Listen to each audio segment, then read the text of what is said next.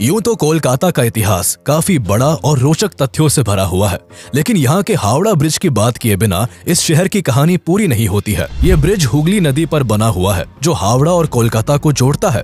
इसे बनाने में इंजीनियर्स ने ऐसे मेथड का इस्तेमाल किया कि जब ये बनकर तैयार हुआ तो लोग इसे देखकर दंग रह गए। आपको जानकर हैरानी होगी कि इतने बड़े ब्रिज को बनाने के लिए नदी के दोनों किनारों पर केवल 2 पिलर्स का सहारा लिया गया है।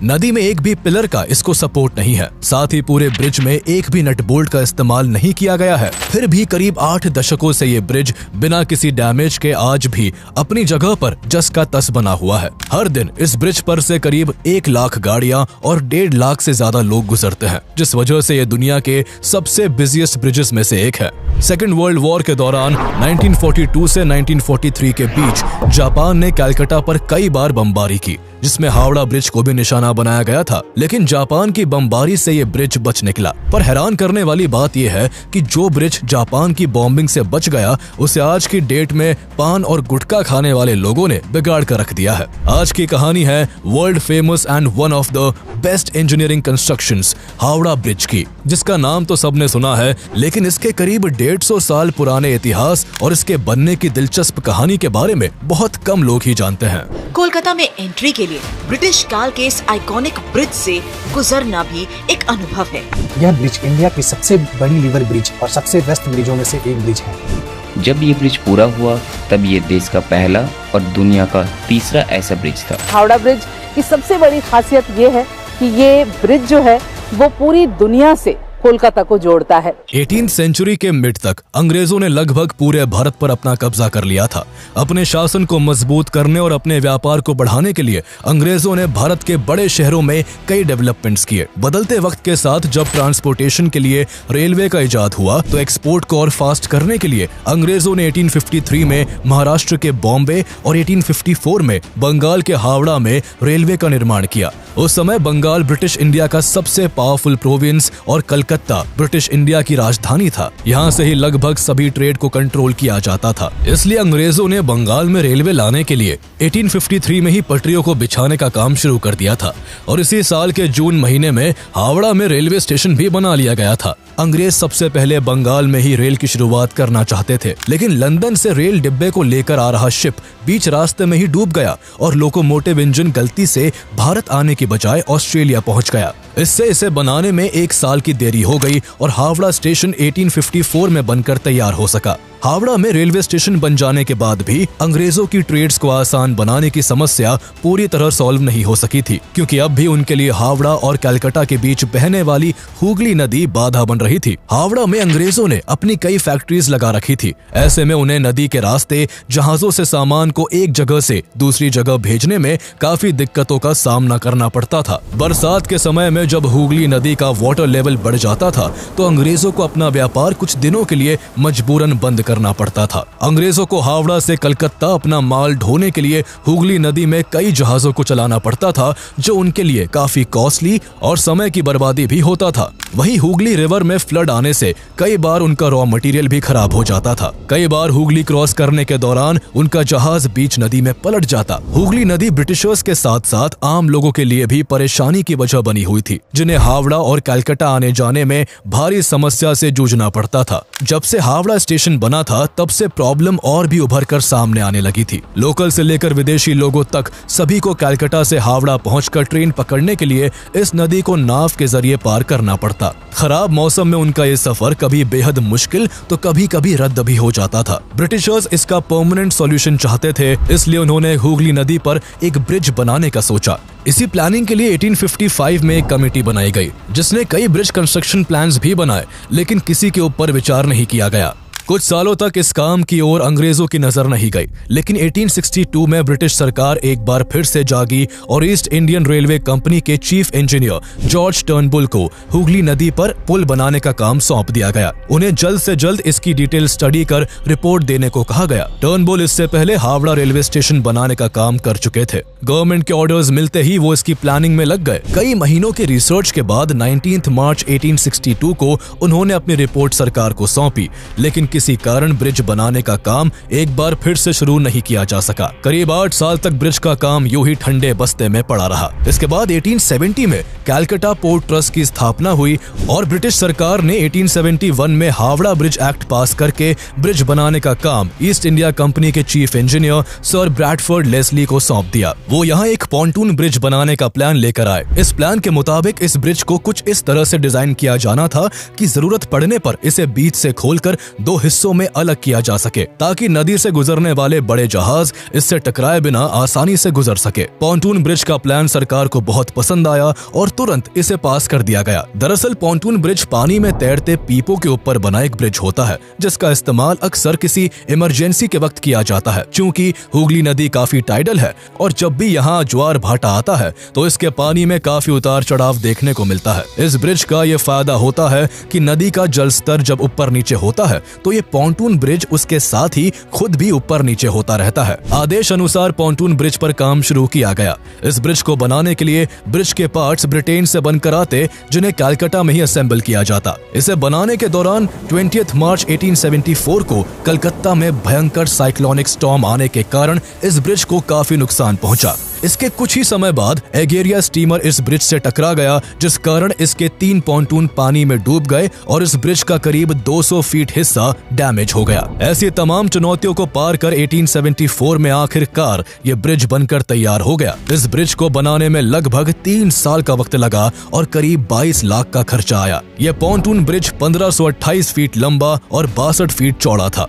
इस पर आम लोगों के चलने के लिए 7 फीट का रास्ता भी बनाया गया, जिसे 17 अक्टूबर 1874 को सभी के इस्तेमाल के लिए खोल दिया गया। इसके बाद हुगली नदी से जब भी कोई बड़ा जहाज गुजरता तब इस ब्रिज को बीच से खोल दिया जाता था। इस तरह काम तो चलने लगा था, लेकिन ब्रिटिश गवर्नमेंट ने इसे टेम्पररी इस्तेमाल के लिए बनवाया था। इसके बनने के बाद हावड़ा और कलकत्ता के बीच ट्रैवल करना काफी आसान हो गया था। इस ब्रिज का इस्तेमाल लाखों लोगों के द्वारा किया जाने लगा। लगातार अपनी कैपेसिटी से कई गुना अधिक भार झेलने के कारण धीरे धीरे ये ब्रिज कमजोर पड़ने लगा, लेकिन ब्रिटिशर्स ने इसकी हालत पर कोई ध्यान नहीं दिया और आगे भी कई सालों तक इसे इस्तेमाल किया जाता रहा। गाड़ियों और लोगों के लिए हुगली नदी पार करने के लिए पॉन्टून ब्रिज तो रास्ता दे चुका था, लेकिन अब भी कलकत्ता की कनेक्टिविटी रेलवे से नहीं हो पाई थी। ब्रिटिश गवर्नमेंट कलकत्ता को दूसरे स्टेट्स के शहरों से रेलवे द्वारा कनेक्ट करना चाहती थी। रेलवे ब्रिज के डिजाइन और उसकी प्लानिंग का काम भी पॉन्टून ब्रिज को बनाने वाले chief engineer Sir Bradford Leslie को सौंप दिया गया।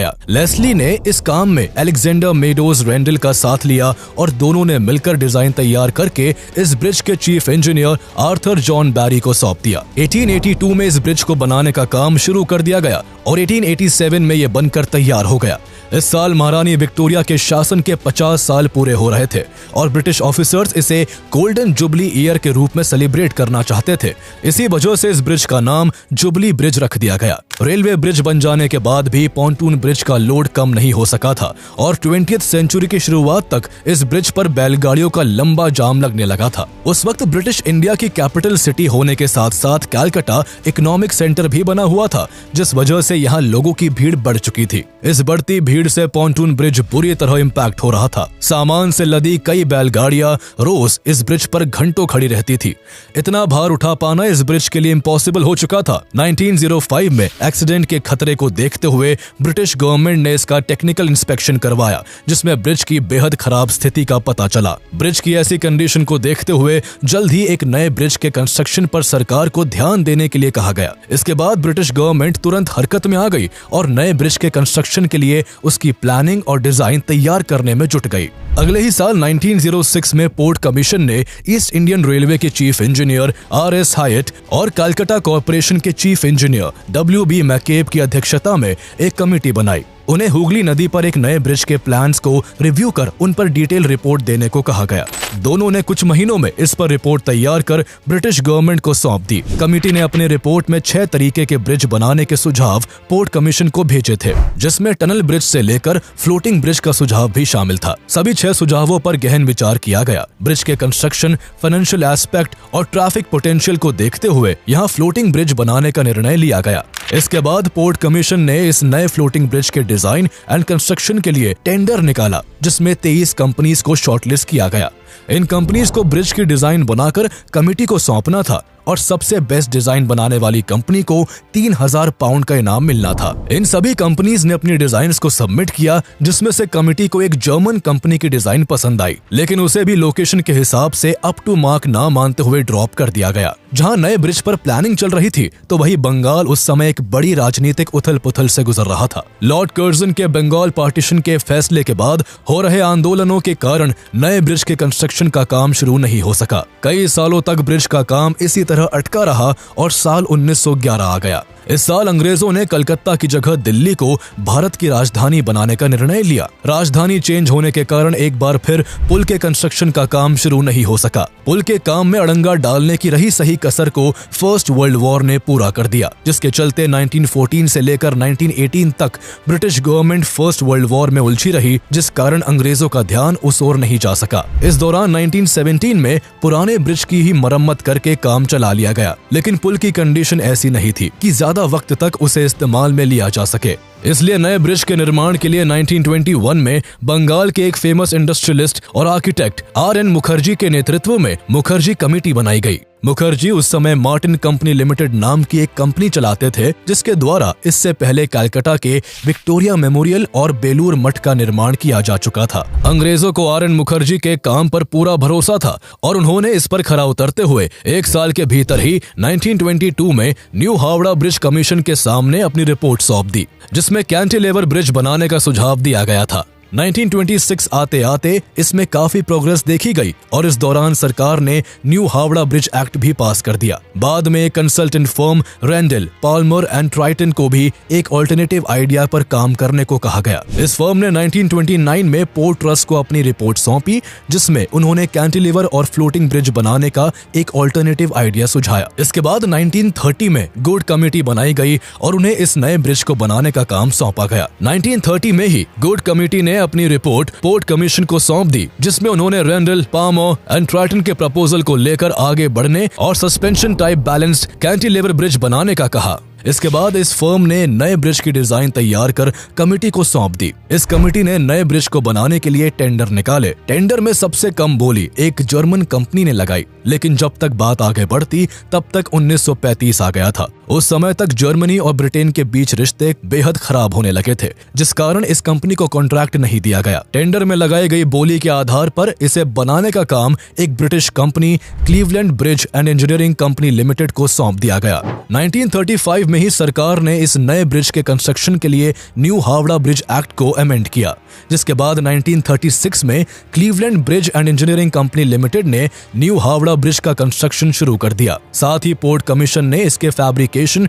एंड इरेक्शन के काम के लिए हावड़ा की ही एक firm Braithwaite Burn and Jessop Construction Company Limited को शामिल कर लिया। इसके बाद हुगली नदी में उपस्थित भारी मात्रा में गादों को निकाला जाने लगा। एक रात जब नदी के तट से गाद निकाला जा रहा था, तभी एक विशालकाय टावर गलती से छूट गया, जिससे ये अपने वजन के कारण करीब 2 फीट जमीन के अंदर तक घुस गया। इस वजह से उस समय इतना जोरदार धमाका हुआ कि खिदिरपुर में लगाए गए सीस्मोग्राफ ने इसे भूकंप के झटके के रूप में रिकॉर्ड किया। इस धमाके के पास का ही एक मंदिर भी गिर गया और आसपास के लोग डर कर सहम गए। इस दौरान गाद की सफाई के क्रम में यहाँ 18th सेंचुरी की तोपें और कई तरह के सिक्के भी मिले थे। कुल मिलाकर ब्रिज के फाउंडेशन को तैयार करने में 2 साल का वक्त लगा और ब्रिज के बाकी हिस्सों का कंस्ट्रक्शन 1940 में शुरू हुआ। इस ब्रिज को बनाने में कुल 26,500 टन स्टील का इस्तेमाल होना था। जिस तरह पॉन्टून ब्रिज के लिए सामान ब्रिटेन से आता था, उसी तरह इस ब्रिज में लगने वाले स्टील से लेकर कई जरूरी चीजों का एक्सपोर्ट